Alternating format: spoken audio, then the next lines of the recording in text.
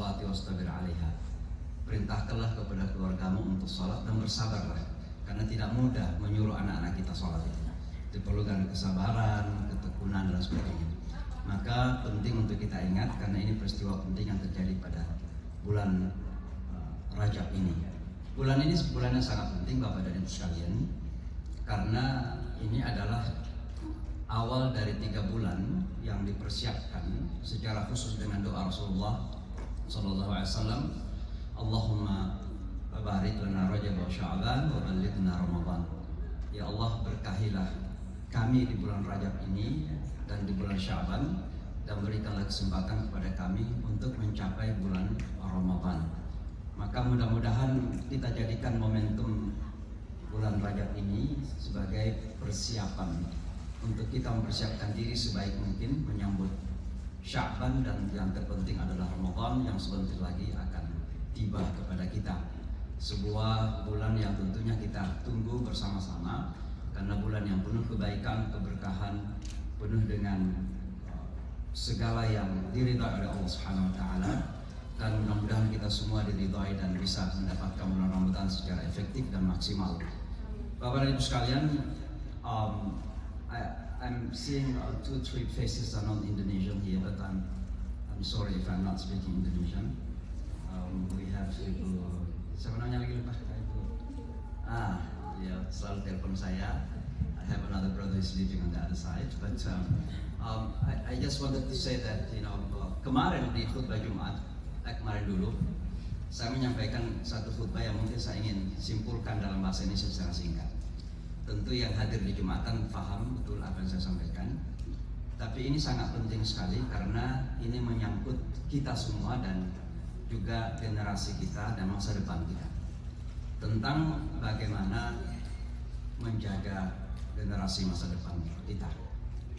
Saya memulai dengan mengatakan bahwa faktanya memang Amerika adalah the land of dreams, ya masih pulau impian sebenarnya.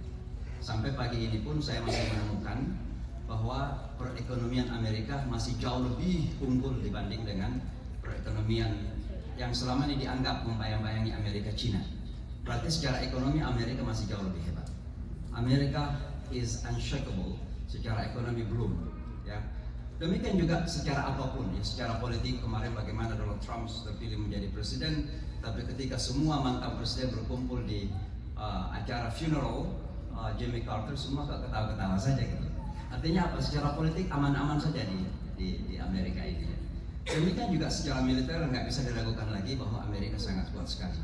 In other words, dengan kata lain, bahwa Amerika ini secara dunia tidak bisa diragukan. Alhamdulillah kita ditakdirkan berada di bahagian dari dunia yang dikatakan impian itu. Dan kenyataannya demikian Bapak dan Ibu sekalian, kita nggak boleh ingkari, ya, bahwa hampir semua kita, bahkan semua kita yang datang, dan tidak perlu kita berpura-pura tidak begitu, datang ke sini untuk memperbaiki kehidupan dunia kita. Itu nggak bisa kita ingkari, semua yang datang ke sini. Dan alhamdulillah banyak di antara orang-orang yang datang yang disebut imigran itu, ternyata mimpi-mimpinya itu terwujud pada tahap tertentu. Saya kasih contoh saja ya. Salah seorang state assemblyman, itu DPRD New York State, dari daerah sini itu namanya Zahran Mamdani, bisa di Google. Zohran Mamdani. Anak ini keturunan India Pakistan, tapi terlahir di Afrika. Datang ke negara ini ketika berumur sekitar 4-5 tahun. Lalu dia mendapatkan citizenship itu baru sekitar 6-7 tahun, atau mungkin sekitar 5 tahun yang lalu. Ketika mendapatkan citizenship warga negara Amerika, setahun kemudian dia maju sebagai kandidat untuk menjadi anggota DPRD New York State, terpilih. Baru setahun jadi warga negara. Nah ini ada yang sudah puluhan tahun jadi warga negara belum juga nih. Tentu lebih pantas ini. Ibu adik lah ini belum maju adik. Pasang si belum lahir. Oh, iya. Makanya saya belum lahir padahal udah jadi warga negara gitu. Ya ini 1 tahun jadi warga negara langsung terpilih jadi anggota DPRD New York. Saya ajak ke sini nanti suatu Jumatan karena sekarang ini dia maju menjadi calon wali kota New York, Zohran Mamdani. And we are fully supporting him.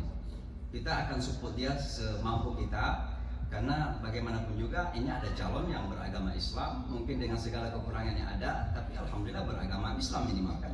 Mau tidak mau kita harus dukung. Ya. Ini satu contoh saja, but we can be someone di Amerika ini asal kita melalui tahapan-tahapan itu. Ada seorang teman kita, saya nggak tahu kalau ada antara kita yang tahu, tapi saya kenal baik. Beliau adalah orang yang driving taxi, and he works almost 12 hours a day. 8 jam, 9 jam, 10 jam, kadang 12 jam. Apa yang terjadi? Anaknya masuk Stuyvesant High School. Do you know Stuyvesant High School? One of the best high school in New York City. Lalu kemudian anaknya setelah itu diterima di Harvard University dan anaknya menjadi salah seorang lawyer yang dicari di kota New York. Kebetulan bukan lawyer imigrasi, tapi lawyer dalam bisnis, international business. Tapi dia adalah seorang lawyer yang sangat berhasil. Bapaknya sopir taksi, anaknya menjadi lawyer yang sangat hebat. This is America. Maka sekali lagi Amerika itu adalah a land of opportunities. Bapak dan Ibu sekalian, saya tidak ingin menerjemahkan semua yang sampaikan di khutbah, tapi yang saya ingin sampaikan adalah dengan segala wah ini yang kita dapatkan di Amerika, ada juga hal yang sangat memprihatinkan kita.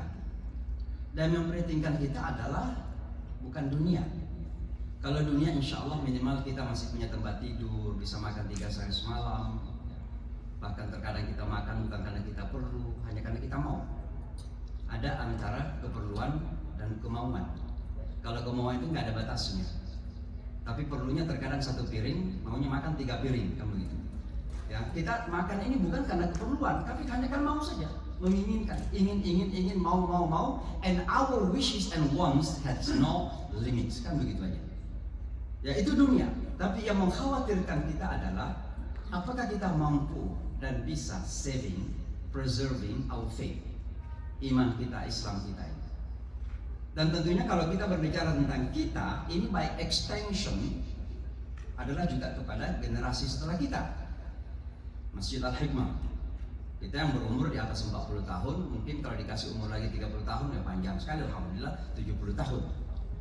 Tapi kalau sudah kematian bukan karena umur ya, ada orang mati karena apapun, itu sudah ditetapkan oleh Allah Subhanahu wa taala. Tapi kita sekarang realistik kan. Anak-anak kita selesai Saturday School, mereka merasa sudah alumni, tamat. Dan karena sudah tamat, ya sudah selesai, gak kembali lagi. Ya Ibu Kristi kemarin meninggal itu anaknya 3. Saya waktu pertama-tama di sini masih punya mereka lari-lari di sini, lari-lari Saturday School. 3-3-nya itu, 2 cewek, 1 laki-laki. Sekarang kan nggak pernah kita lihat lagi. Ibunya meninggal, baru kemudian datang ke sini masih ingat waktu berlarian di hallway, ya kan begitu. Tapi itulah keadaan anak kita sekarang, Bapak Ibu. Ini realita yang kita hadapi. Maka saya menyampaikan bahwa dengan segala terima kasih, rasa syukur kita kepada Allah yang dibukakan kesempatan kita hidup di Amerika ini, ya mungkin banyak teman-teman yang struggling untuk datang ke sini, bahkan sampai di sebelum masih struggling dengan legal status misalnya. Alhamdulillah kita diberikan kesempatan hadir di sini. Salah satu bentuk kesyukuran kita adalah berusaha menjaga iman dan Islam kita. Karena itulah modal terutama dalam hidup dunia akhirat kita. Kalau iman dan Islam kita tidak pertahankan, sehebat apapun dunia yang kita miliki ini, tidak akan memberikan nilai pada saat masanya kita mengatakan goodbye atau dunia mengatakan goodbye kepada kita. Karena ada dua kemungkinan saja. Kalau dunia tidak meninggalkan kita, kita akan meninggalkan dunia dan sudah pasti. Coba lihat teman-teman kita yang di sana di California baru-baru ini. Ada rumah yang 32 juta, ada rumah yang 13 juta. Paris Hilton kalau salah rumahnya sekitar berapa juta, saya lupa. In a matter of while, dalam waktu sekejap saja hilang. Dunia bisa meninggalkan kita. Dan kalau dunia tidak meninggalkan kita, pasti kita akan meninggalkan dunia. Karena that is the nature of life. Nah, dunia bisa akan kelihatan bermanfaat, memiliki nilai ketika kita sudah berpisah dengannya. Ketika kita masih attached, masih terikat dengan dunia ini, terkadang penilaian akan nilai value dari dunia itu salah prasangka kita, salah sangka kita. Disangkanya begitu berharga, ternyata yang berharga sesungguhnya apa yang kita persiapkan setelah kematian kita itu. Itulah sebabnya Rasulullah SAW mengatakan akfiru, apa itu Ustaz? Akfiru dzikrahan bila ya. Perbanyak mengingat yang menghancurkan yang lezat-lezat itu. Makanan lezat, coto Makassar lezat, rendang Padang lezat, ya rendang tidak ada rendang Makassar, rendang Padang. Ya. Kalau rendang sudah pasti Padang kan, belado Padang ya, belado sudah pasti Padang kan gitu ya, lezat semua itu. Ini lezat-lezat menjadikan kita lupa itu. Maka kata Rasulullah, perbanyak ingat yang merusak lezat-lezat itu. Apa itu? Kematian itu. Bayangkan kalau kita ada di depan kita itu ada masakan Padang itu semua di situ ada. Ada otak di sini, ada di situ balado, ada di situ, ada semua itu. Rasanya kita mau makan semua itu. Tiba-tiba di seberang sana ada malakul maut. Kita lihat misalnya, mau makan nggak itu? Nilai itu masih ada nggak? Inilah nilai dunia Bapak dan Ibu sekalian. Jadi kalau mau tahu persis nilai dunia, itu di saat kita sudah berpisah. Dan satu hal yang terpenting di sini adalah mudah-mudahan kita yang first generation mungkin masih sadar itu ya. Tapi bagaimana dengan second third generation kita di sini? Ini yang cukup mengkhawatirkan sebenarnya. Sebab kalau kita hitung ya, iman itu nggak bisa dikalkulasi secara kualitas ya, karena Allah yang tahu. Tapi kita realistik saja. Salat kita mungkin masih terjaga 5 waktu, puasa kita di bulan Ramadan, ada harta lebih, insya Allah kita berzakat, ada keinginan untuk kita umrah, bahkan ingin berhaji berkali-kali. Pertanyaannya, apakah komitmen keagamaan yang kita miliki itu mampu ditransfer kepada generasi kita? Nah ini pertanyaan besar Bapak Ibu sekalian. Jadi saya tidak menjelaskan apa yang saya sampaikan secara rinci di khutbah Jumat kemarin itu, tapi saya kira bisa dilihat di YouTube karena khutbah ini sama saya sampaikan di Jamaica Muslim Center pada Jumat yang lalu sebenarnya. Jadi untungnya kalau kita khutbah di beberapa tempat itu satu judul dalam 1 bulan. Nah, jadi khutbah di tempat kedua lebih lancar karena kalau lo mengulangi lagi, nah itu enaknya. Jadi ini khutbah kedua saya, nanti khutbah ketiga masih judul yang sama gitu, yang begitu. Nah Bapak dan Ibu sekarang saya kira begitu sekedar pengantar karena saya disuruh, diperintah, diinstruksi sama imam kita, maka saya harus melakukan. Ya sekali lagi mudah-mudahan Allah jaga kita semua. Mudah-mudahan bulan Rajab ini kita persiapkan diri kita semua untuk menghadapi bulan Ramadan insyaallah. Aqulu qouli astagfirullah. Assalamualaikum warahmatullahi wabarakatuh.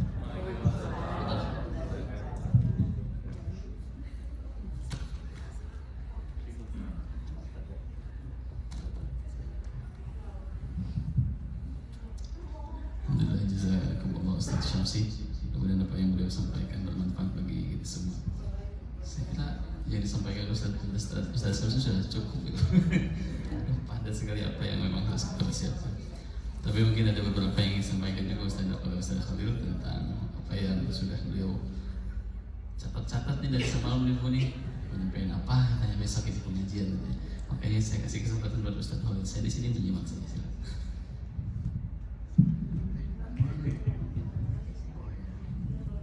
Bismillahirrahmanirrahim. Assalamualaikum warahmatullahi ta'ala wabarakatuh. Alhamdulillah wassalatu wassalamu ala rasulillah wa ala alihi wa sahbihi wa wala. La hawla wa la quwata illa billah. Amma ba'du. Sebenarnya apa yang disampaikan oleh Imam Syamsi udah cukup ya. Dengan kehadiran beliau juga sebetulnya kita berdua batal jadinya. Karena ada kaidah dalam fikih itu Bu, idza hadarul ma'u batalat tayammum. Kalau air sudah ada maka tayamum batal. Jadi airnya sudah ada, kita debu jadi batal. Cuman ada kaidah yang lain juga Bu. Di dalam fikih itu idza wujidal ma'u fi tadha'ifis shalah, kalau misalnya air ditemukan di tengah-tengah salat lam yubtul bihi tayammum, maka tayamumnya tidak batal karena sudah terpampang di flyer foto kita berdua. Jadi dilanjut saja. Itu ya. Tapi ilmu fikih tadi Bu ya sedikit. Tapi alhamdulillah Ustadz Ihsan sudah menyiapkan materi di sini, jadi saya tinggal baca aja.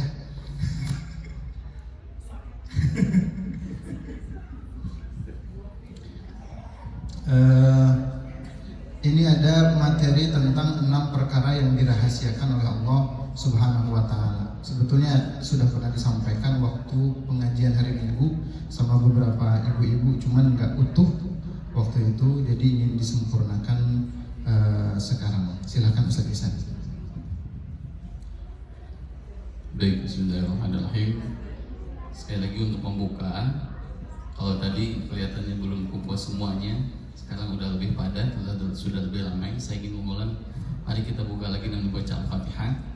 Kita khususkan pertama untuk keluarga Masjidil Hikmah, juga jemaah kita yang sedang sakit, khususnya orang tua kita, Pak Jajan, semoga lekas membaik, lekas sembuh, Allah angkat penyakitnya dan Allah ganti dengan kesehatan yang sempurna. Juga untuk semua keluarga kita yang sedang sakit. Wa ala hadhihi al-Fatihah. A'udzu billahi minasy syaithanir rajim. Bismillahirrahmanirrahim. Alhamdulillahirabbil alamin. Arrahmanir rahim. Iyyaka na'budu wa iyyaka nasta'in.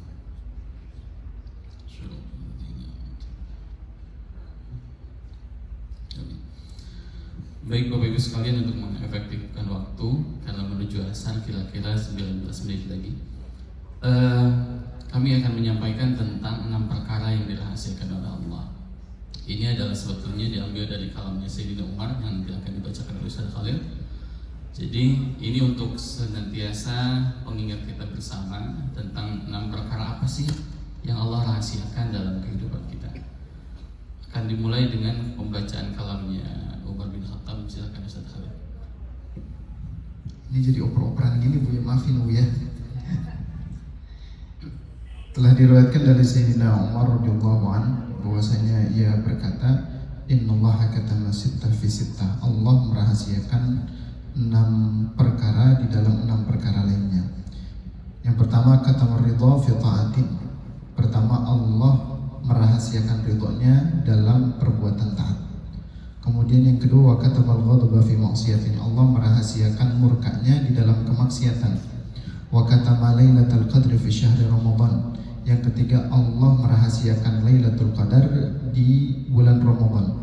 Yang keempat, wa katama awliya fi ma bainan nas. Allah merahasiakan kekasih-kekasihnya, wali-walinya fi ma bainan nas, di antara manusia. Wa katama al-mauta fil umr. Allah merahasiakan kematian dalam umur. Wa katama salatal wusta fi salawat. Dan Allah merahasiakan salat wusta di dalam salat-salat 5 waktu itu. Baik, yang pertama, Allah merahasiakan ridhonya dalam perbuatan taat. Bapak Ibu sekalian, nilai daripada yang disampaikan oleh Umar bin Khattab dari pertama adalah kita tak pernah tahu di mana letak Allah meridhoi kita. Entah di sholat kita yang tidak khusyuk itu, entah di puasa kita yang masih jelalatan itu, yang masih banyak berdusta itu, entah apakah Allah merahasiakan ridhonya di sedekah kita yang belum bisa banyak itu, atau Allah meletakkan ridhonya di keridhonya orang tua kita kepada kita. Karena masyhur sekali cerita yang sampai kepada kita adalah ceritanya Uwais Al-Qarni, di mana beliau itu begitu bakti sekali kepada ibunya sehingga tidak sempat untuk berziarah kepada Nabi saat Nabi masih ada, di dunia ini. Nah, kebaktiannya Uwais Al-Qarni kepada ibunya sehingga beliau masyhur ceritanya itu menggendong ibunya yang ingin berhaji dari negerinya sampai kemana, ke Mekah, ke Madinah, tawaf dan kembali lagi, menggendong ibunya yang sudah tidak bisa jalan. Ini menurunkan rahmat Allah, menurunkan ridha Allah kepada beliau. Ada juga orang yang diridhoi itu dengan apa? Dengan sholat. Sholatnya ridho.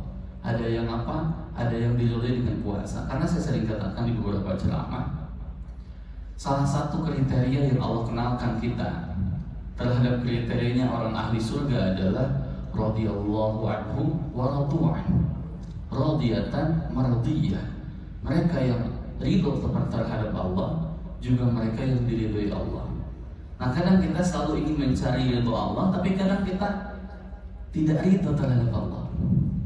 Saya pernah membacakan satu hadis kalau tidak salah di pengajian kutum subuh hari Minggu itu, bahwa barang siapa yang membuka paginya dengan keluhan terhadap takdir-takdir Allah, maka seolah-olah dia tidak ridho dengan apa yang telah Allah tetapkan untuknya.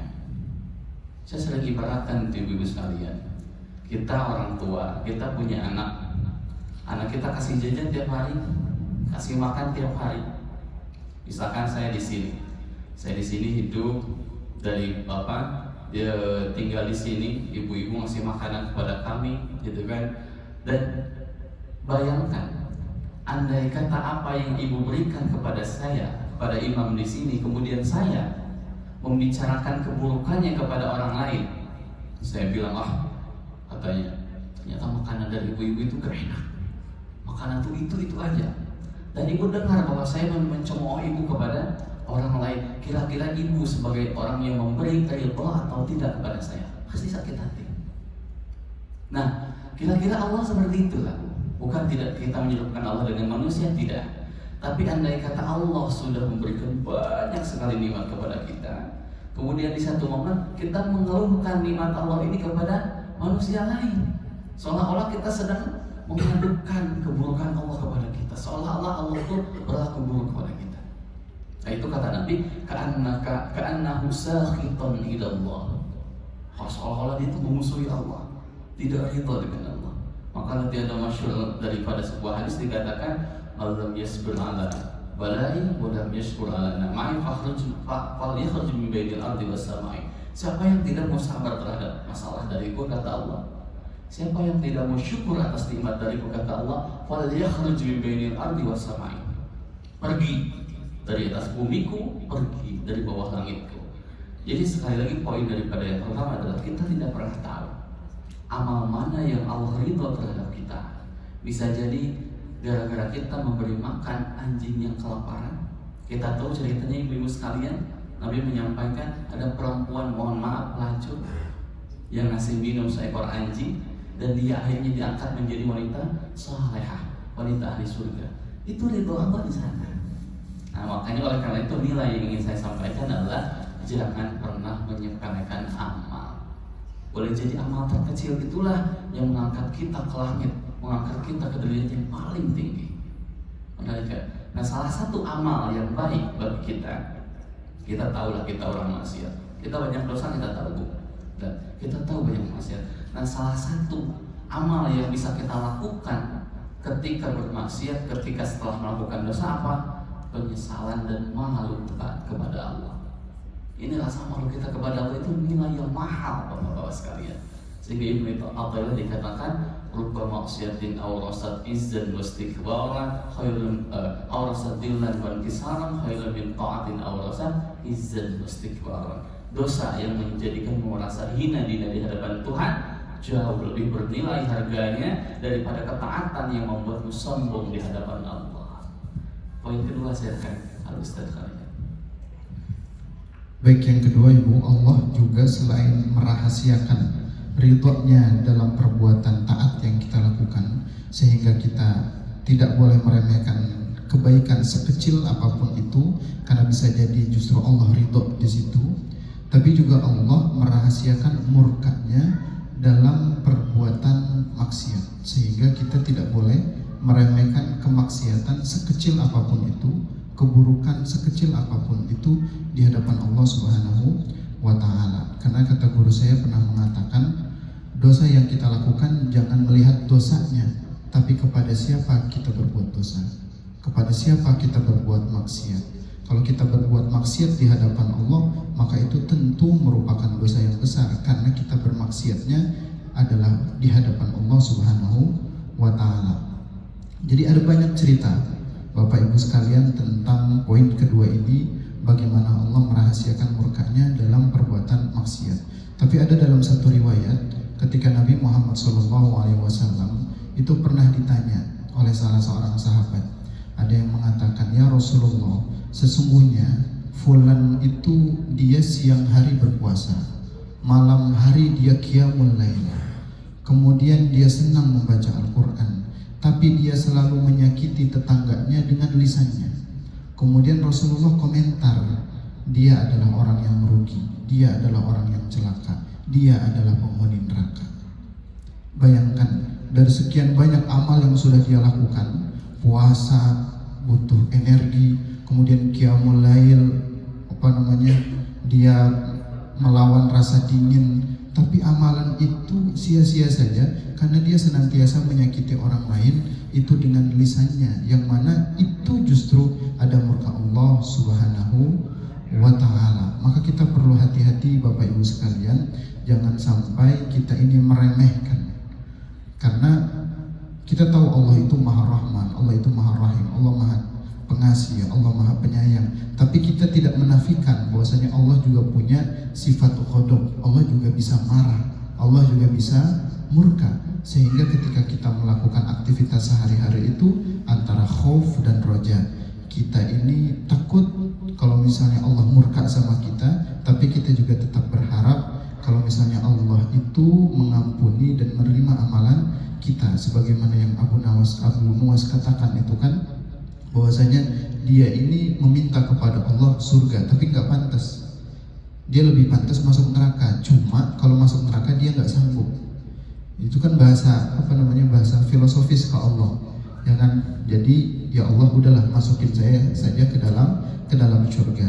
Jadi kita boleh mengetahui bahwasanya Allah itu Maha Rahman dan Maha Rahim, tapi kita nggak boleh menafikan bahwasanya Allah juga punya sifat ghadab, Allah juga bisa murka, Allah juga bisa marah. Sehingga kita ini harus hati-hati dalam melakukan segala perbuatan, apalagi perbuatan yang buruk. Kalau perbuatan buruk jangan sampai kita meremehkan, karena bisa jadi di situ ada murkanya Allah Subhanahu wa ta'ala.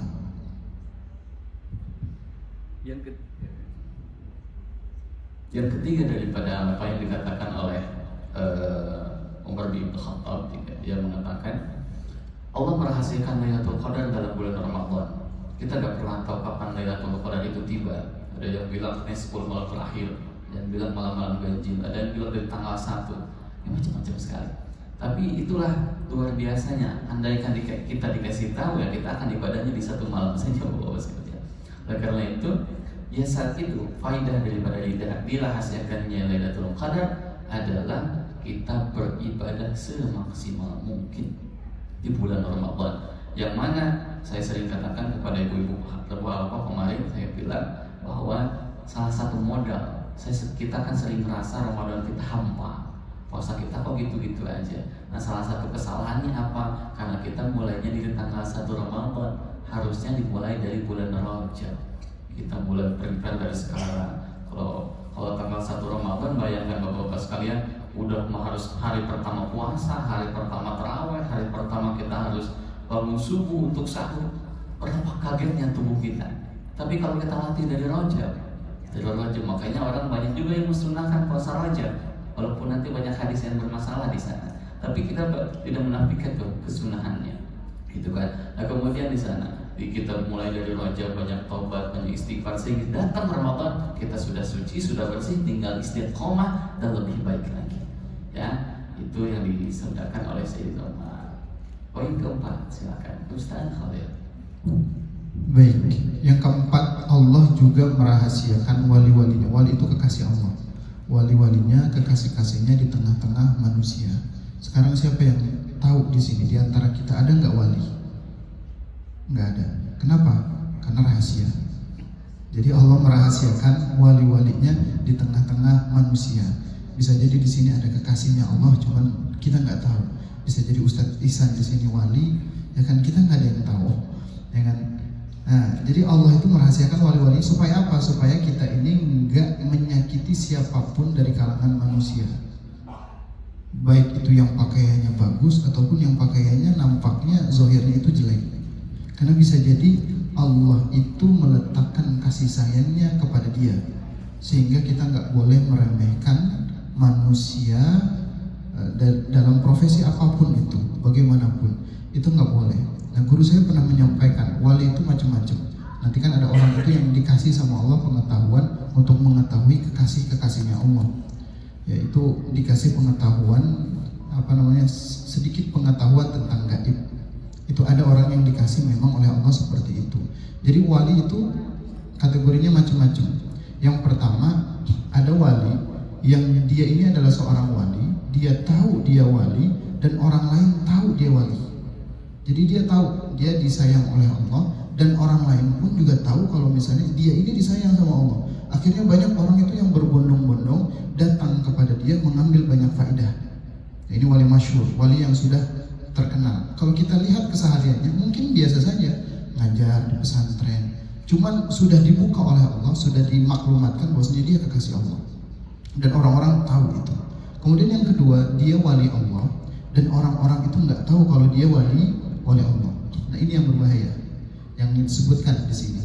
Jadi dia ini sebenarnya kekasih Allah, kemudian dia tahu kalau dia kekasih Allah dan orang lain nggak tahu kalau dia kekasih Allah. Kemudian yang ketiga, dia nggak tahu dia kekasih Allah, orang lain tahu dia kekasih Allah. Jadi kadang-kadang kita disayang sama Allah, cuman kita nggak sadar. Yang tahu itu adalah orang lain. Yang tahu itu adalah orang-orang yang dekat sama dia. Ada yang model keempat, bahwasanya dia bukan wali Allah dan orang lain menganggap dia wali Allah. Nah, ini banyak ini kejadian di Indonesia juga banyak. Dia bukan wali Allah, dia bukan kekasih Allah, cuman orang lain menganggapnya sebagai kekasih Allah. Tapi lebih baik husnuzon daripada suuzon. Ya, lebih baik kita berbaik sangka daripada berburuk sangka. Karena bisa jadi Allah itu menitipkan ridhonya karena kita sudah berhusnuzon kepada orang lain, sekalipun husnuzon kita ini salah sasaran. Daripada kita suuzon duluan, tiba-tiba dia wali Allah, kan begitu. Nah, itu tadi macam-macam wali-wali Allah. Ala kulli hal, kita harus hati-hati, jangan-jangan orang yang kita interaksi setiap hari ini sahabat kita, teman kita, bahkan keluarga kita, barangkali mereka itu ada kekasih Allah. Tapi wali yang paling jelas, wali yang paling nampak zahir itu adalah kedua orang tua. Jadi sayangi orang tua, berbakti kepada kedua orang tua, karena itu adalah wali yang masyhur bagi anak-anaknya. Wali yang sudah dikenal kekasih Allah bagi anak-anaknya. Kemudian yang kelima, Iya, Ibu Bapak sekalian. Jadi sekarang banyak juga orang nyari berbaik kepada ulama, kepada wali, tapi kepada orang tuanya, membangkang sekali. Itu alhamdulillah. Nomor 5 adalah menyisip. Allah merahasiakan kematian di sepanjang umur. Ini ada hadisnya tadi yang disampaikan oleh Imam Syamsi. Aktiru dzikra hadhihi ladat. Apa itu? Al-maut. Seringlah kalian mau mengingat memutus segala nikmat. Itu apa? Kematian. Kita tidak pernah tahu, Pak. Gak ada orang yang tahu apakah besok kita masih berumur atau tidak. Makanya ulama itu mensyaratkan salah satu taubat nasuha itu syaratnya meniatkan diri untuk tidak maksiat lagi sepanjang hidup. Nanti ada yang protes, Pak, bagaimana bisa? Kan kita sehari-hari kita masih ada pemandangan yang haram, masih ada makanan-makanan yang tidak halal. Tapi kata ulama, itu kamu menganggap seperti itu karena kamu yakin panjang umur. Andaikan kita ada kecurigaan di hati kita ketika setelah kita taubat kita mati, maka itulah pemutus daripada dosa kita. Maka dikatakan doa yang sering dibaca oleh Nabi itu adalah Allahumma ja'al hayata ziyadatan lana fi kulli khair. Ya Allah, jadikanlah kehidupanku ini menjadi tambah-tambah bagiku dalam kebaikan. Waj'alil mauta rahatan lana min kulli syarr. Dan jadikanlah kematianku ya Allah sebagai pemutus dari keburukan-keburukan. Itu doanya Nabi. Terakhir mungkin Ustaz Khalil karena waktu asar tinggal 2 menit lagi, dipersilakan. baik yang terakhir itu juga Allah merahasiakan sholat wusta. Jadi Allah mengatakan hafidhu 'alas shalawati was salatil wusta wa qumu lillahi qanitin. Peliharalah semua sholat fardu dan sholat wusta. Berdirilah karena Allah dalam salat dengan penuh kekhusyuan. Jadi salat wusta yang disebut di sini ulama semuanya berbeda pendapat. Saking banyaknya perbedaan pendapat, ada yang mengatakan salat wusta itu salat subuh, ada yang mengatakan salat zuhur, ada yang mengatakan bukan, salat wusta itu adalah salat asar, ada yang mengatakan salat maghrib, ada yang mengatakan salat isya. Itu saking banyak perbedaan ulama terkait dengan apa makna sebetulnya salat wusta. Ya. Kemudian, tapi yang di sini disebutkan bahwasanya yang paling Raji yang paling betul asal itu adalah sholat usta, sholat asar. Nah, sholat asar itu disebut karena memang ada hadisnya ketika Rasulullah SAW dan para sahabat perang Khaybar itu kemudian sampai lalai daripada sholat asar, kemudian Rasulullah mengatakan bahwasanya mereka ini membuat kita sibuk sehingga kita ini tidak sempat untuk sholat asar, sehingga sholat asar itu menjadi sangat diperhatikan oleh Rasulullah SAW, sehingga menurut ulama yang paling asah itu adalah sholat asar. Belum lagi waktunya memang betul di tengah-tengah antara sholat subuh zuhur kemudian sholat maghrib dan isya. Tapi ala kulli hal itu juga belum pasti, sekalipun ulama mengatakan asal. Jadi Allah masih merahasiakan sholatul wusta itu apa maknanya, dan ulama mengatakan bahwasanya itu di antara 5 waktu. Jadi antara sholat subuh, sholat zuhur, sholat asar, sholat maghrib, sholat isya. Nah, bagaimana cara kita mendapat kemuliaan daripada sholat wusta yang ditekankan oleh Allah? Caranya adalah menjaga sholat 5 waktu. Dan terakhir, sholat itu adalah perintah terakhir Rasulullah SAW kepada para sahabatnya. Saya pernah baca di dalam buku Meeting Muhammad, tadi subuh juga disampaikan bahwasanya ketika Rasulullah jatuh sakit tidak bisa ikut berjamaah di masjid, itu kan rumahnya sebelahan dengan masjid, Bapak Ibu sekalian. Kemudian ketika jamaah sudah siap, kemudian Sayyidina Abu Bakar juga sudah siap untuk menjadi imam, itu Rasulullah masih menyempatkan untuk berdiri hanya untuk melihat sahabat-sahabatnya melaksanakan sholat.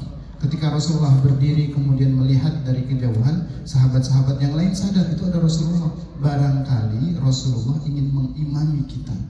Kemudian dikasih kode kepada Sayyidina Abu Bakar. Kemudian Abu Bakar pun melihat ada Rasulullah sehingga ingin mundur. Tapi Rasulullah mengatakan, teruskan sholat kalian. Itu adalah perintah terakhir sebelum beberapa saat kemudian Rasulullah itu wafat. Dan Rasulullah mengatakan itu sambil tersenyum kepada para sahabat-sahabatnya yang lain. Jadi ketika kita sholat berjamaah, itu Rasulullah senantiasa tersenyum kepada kita, sebagaimana Rasulullah pun juga tersenyum ketika melihat sahabat-sahabatnya sholat berjamaah. Itu 6 hal yang Allah rahasiakan kepada kita, sehingga kita ini harus jaga betul sikap kita. Jangan sampai kita ini meremehkan sesuatu yang remeh-temeh, ternyata nilainya di sisi Allah Subhanahu wa Ta'ala itu sangat besar. Baik Bapak Ibu sekalian, waktu asar sudah tiba. Kalau tadi kita ikut kaulnya ulama, ya inilah yang waktu sudah masuk waktu sholatil wusta. Jadi kita harus tentunya insya Allah akan melaksanakan secara berjamaah. Dan sebagai penutup, mungkin Ustaz Khalil, kita beristighfar kepada Allah. Kita akui kita itu belum sempurna sebagai manusia. Kita juga malu kepada Nabi. Kita aku bahwa ya Nabi, kita sebagai umat itu kita masih banyak kurangnya, sehingga belum bisa dibanggakan oleh Nabi Muhammad SAW. Kita mungkin masih jauh ibadah kita dengan umat Nabi-Nabi yang lain, sehingga kita harus sering bertafakur, bermuhasabah bahwa andaikan ketika nanti kita dilihat oleh Nabi, apakah Nabi akan bangga kepada kita, atau ternyata Nabi malah kecewa sama kita. Sehingga tadi diibaratkan tadi di pengajian subuh oleh Ustaz Khalil, ketika Nabi Muhammad tersenyum melihat sahabatnya sholat di hari-hari terakhirnya akan wafat, maka bayangkanlah ketika kita sholat, Nabi Muhammad melihat kita dan tersenyum ketika kita melaksanakan berjamaah. Itu luar biasa sekali Ibu sekalian. Itu mudah-mudahan saya sering sekali, karena diamanatkan oleh guru saya, sering-seringlah membaca katanya Allahumma arham umat Sayyidina Muhammad.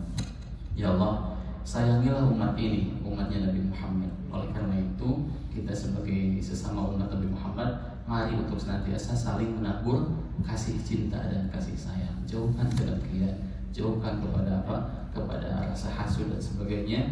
Dan kita juga membaca Allahumma aslih umat Sayyidina Muhammad. Ya Allah, damaikanlah hati orang-orang yang di sana adalah umat Muhammad, sehingga umat Muhammad nanti ketika kumpul di akhirat tidak kelompok-kelompokan lagi. Oh ini katanya kelompok ini kelompok ini, tapi kita bersatu di akhirat sebagai umat Muhammad. Kita baca istighfar sama-sama. Astaghfirullah البرايا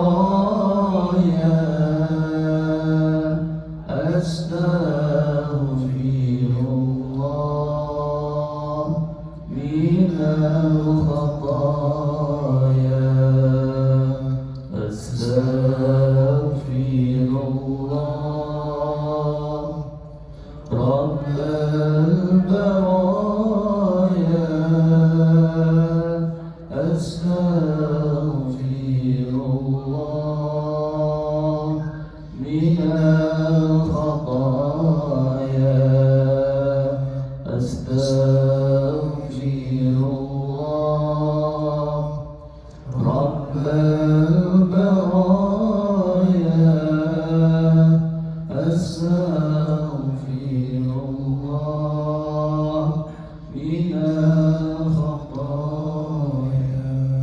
Dan kita yakini bahwa apa yang kita lakukan tiap 1 bulan sekali ini adalah hal yang baik ibu-ibu sekalian, sehingga marilah kita rawat pengajian bulanan ini untuk senantiasa agar menjadi syiar kita dan kekeluargaan kita serta silaturahim kita sebagai masyarakat muslim Indonesia. Dan terakhir insya Allah bulan depan pengajian terakhir bersama kami, karena Maret kita akan kembali ke tanah air. Jadi insya Allah mudah-mudahan di bulan Februari depan mudah-mudahan kita dalam keadaan sehat walafiat bisa silaturahmi di Imam Zahir. Insya Allah disampaikan oleh Ustaz Khalid Ibn. Kita tutup dengan baca suratul Fatihah ala hadhihi niyah wa ala kunnatin salihah al-Fatihah. A'udzu billahi minasyaitonir rajim. Bismillahirrahmanirrahim. Alhamdulillahi rabbil alamin. Arrahmanir rahim. Maliki yaumiddin. Iyyaka na'budu wa iyyaka nasta'in. Ihdinas siratal mustaqim. Siratal ladzina an'amta 'alaihim ghairil maghdubi 'alaihim waladdallin. واعف عنا يا كريم واعف عنا يا رحمن واعف عنا يا رحيم. اللهم بحق الفاتحة وبسر الفاتحة وبكرامة الفاتحة وبمعجزة الفاتحة يا فارج الهم يا كاشف الغم يا من لعبد يغفر ويرحم يا دافع البلاء يا الله يا دافع البلاء يا رحمن يا دافع البلاء يا رحيم. اللهم ادفع عنا البلاء يا أرحم الراحمين. ارحمنا يا رب بالمصطفى بلغ مقاصدنا واغفر لنا ما مضى يا واسع الكرم. اللهم اجعل جمعنا هذا جمعا مرحوما وتفرقنا من بعده تفرقا معصوما. يا الله بها يا الله بها يا الله بحسن الخاتمة. يا الله بها يا الله بها يا الله بحسن الخاتمة. يا الله بها يا الله بها يا الله بحسن الخاتمة. دعواهم فيها سبحانك اللهم وتحيتهم فيها السلام وآخر دعوانا عن الحمد لله رب العالمين. Kurang lebihnya mohon dibukakan pintu maaf yang sebesar-besarnya. Wallahul muwaffiq ila aqwamit thariq. Assalamualaikum warahmatullahi wabarakatuh.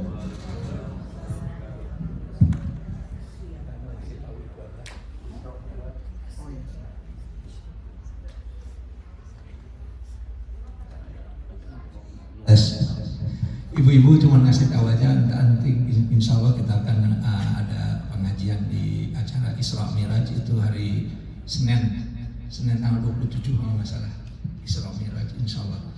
Ibu, jadi hari Senin tanggal 27 Isra Miraj, silakan ibu-ibu nanti kita tanggal 27 Januari ya, hari Senin ya, 27 Januari hari Senin insya Allah ya, kita adakan Isra Miraj insya Allah. Senin, kalau Senin sore lah, jam 7 ya, habis Isya insya Allah. Jadi Isya di sini, nanti kita langsung Isra Miraj. Oke, terima kasih. Assalamualaikum warahmatullahi wabarakatuh.